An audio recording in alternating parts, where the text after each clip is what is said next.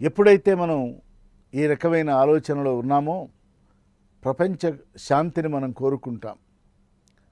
ప్రపంచ శాంతిని ఎప్పుడైతే కోరుకుంటామో మన మనస్సు మనోలయం అయినట్లే. ఈ ప్రపంచమంతా బాగుండాలి అనుకుంటాం. సమస్తలోకా సుఖినో భవంతు అంటాం. మనోలయం అయినట్లే. పెదవుల మీద నుంచి కాదు, హృదయంలో నుంచి ఆ మాట రావాలి. హృదయానికి ఆ భాష మనం నెమ్మదిగా నేర్పాలి.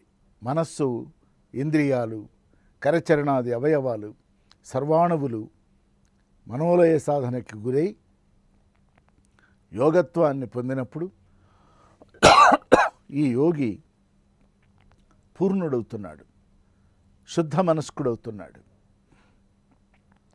శుద్ధ మనస్కుడై ప్రపంచ శాంతిని, వ్యక్తి శాంతిని తన యందు ముందు పొంది ప్రపంచానికి తన నుంచి వచ్చే ఎమనేషన్స్ ద్వారా ఒక భావ సంపదని అనుగ్రహిస్తున్నాడు.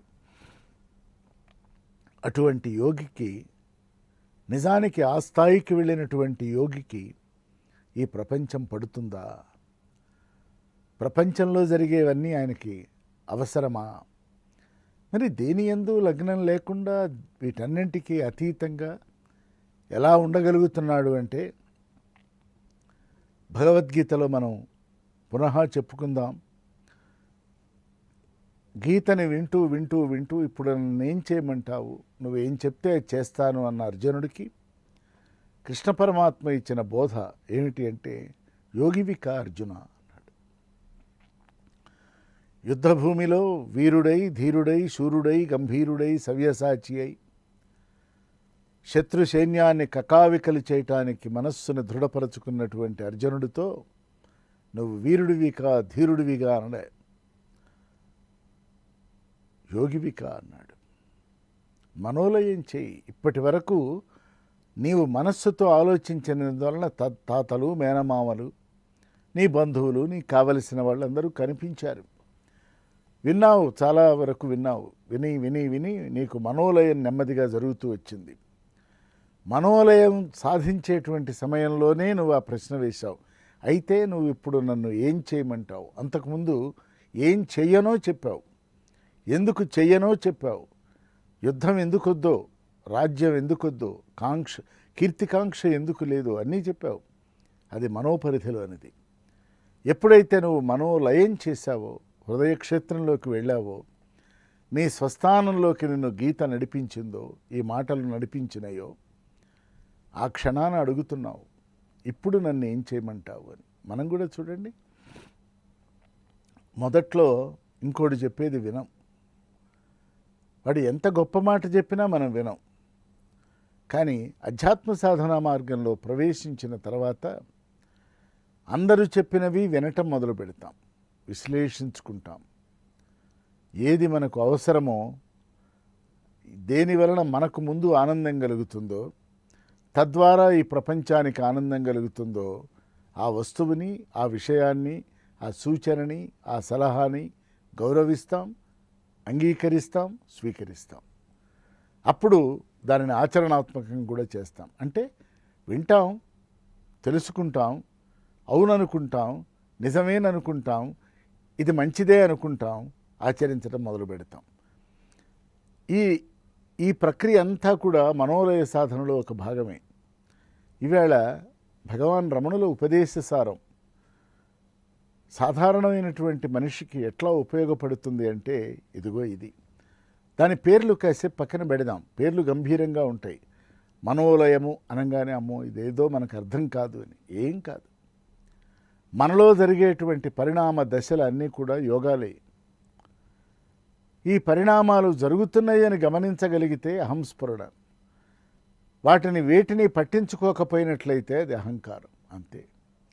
అహంకారం నుంచి అహంస్ఫురణ వైపు మనం ప్రస్థానం చేయాలి గనక, ఆ దిశగా మనం హాయిగా వెళ్ళవలసి ఉన్నది గనక, నిజంగా గనక అక్కడి దాకా వెళ్ళగలిగినట్లయితే, చిత్తవృత్తులన్నీ నిరోధించగలిగితే, మనోవృత్తులన్నీ నాశనం కాగలిగినట్లయితే, మనస్సు హృదయస్థానంలోకి వెళ్ళగలిగినట్లయితే, లేదా మనం తీసుకువెళ్ళగలిగినట్లయితే, ఆపై మాట లేదు, ఆపై దృశ్యము లేదు. విశుద్ధ ఆజ్ఞాచక్రాలు రెండూ మనకు అవసరం లేదు. డైరెక్ట్ పాత్, ఇదే భగవాన్ సూటి మార్గం. ఈ సూటి మార్గంలోకి మనం వెళ్ళినప్పుడు మనకు కలిగేటువంటి ఒక ఆంతరంగికమైన అనుభూతి. చూడండి, ఎప్పుడైనా ఓ ప్రయాణం చేస్తాం, ఒక చోటు నుంచి ఇంకో చోటుకి వెళ్ళాలి. మొదటి రోజు మనకి అడ్రస్ అంత తేలిగ్గా దొరకదు.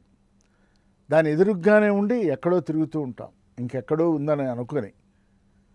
కానీ రెండో రోజుకి అది ఎక్కడ ఉన్నదో తెలుసుకున్న తర్వాత డైరెక్ట్గా వచ్చి కూర్చుంటాం.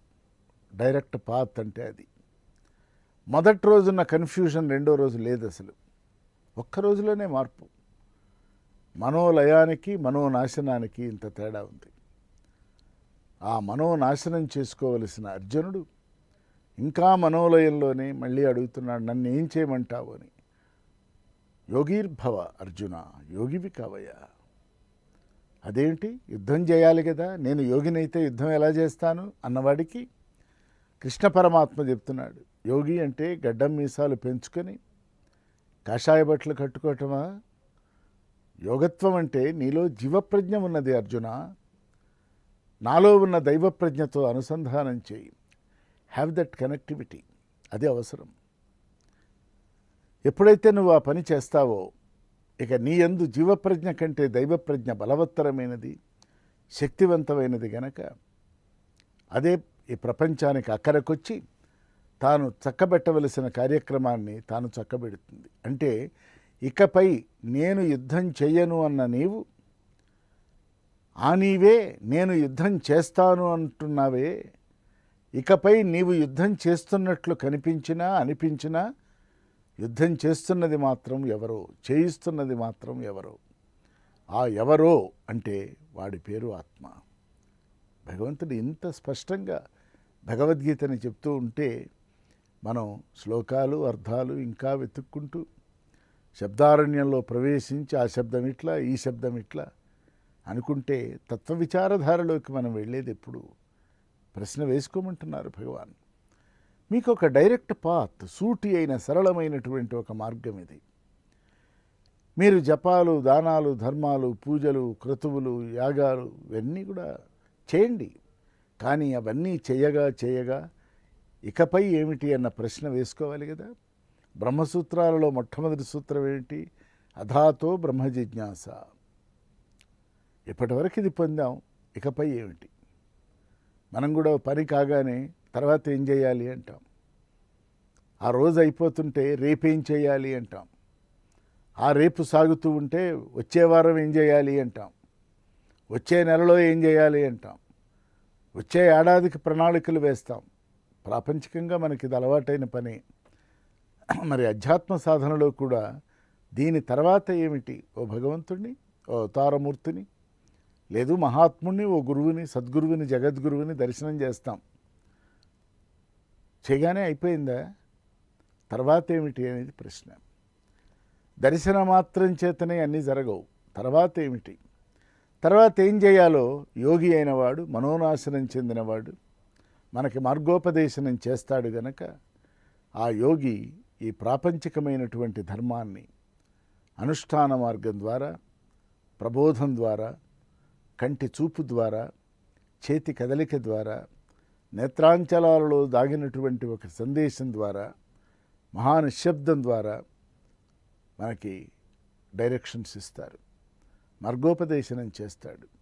కానీ ఆ చేస్తున్నటువంటి వ్యక్తికి ఈ ప్రాపంచికమైన దృష్టి కానీ, విషయవాంఛలు కానీ, విషయాల పట్ల ఆసక్తి కానీ, విషయాలను తెలుసుకోవాలన్నటువంటి తపన కానీ ఇవి ఏవీ ఉండవు. ఎందుకంటే ఇవన్నీ దాటి ఆయన యోగి అవుతున్నాడు గనక ఆ యోగత్వంలోకి నెమ్మదిగా ప్రస్థానం చేయమంటున్నారు భగవాన్ శ్రీరమణ మహర్షి.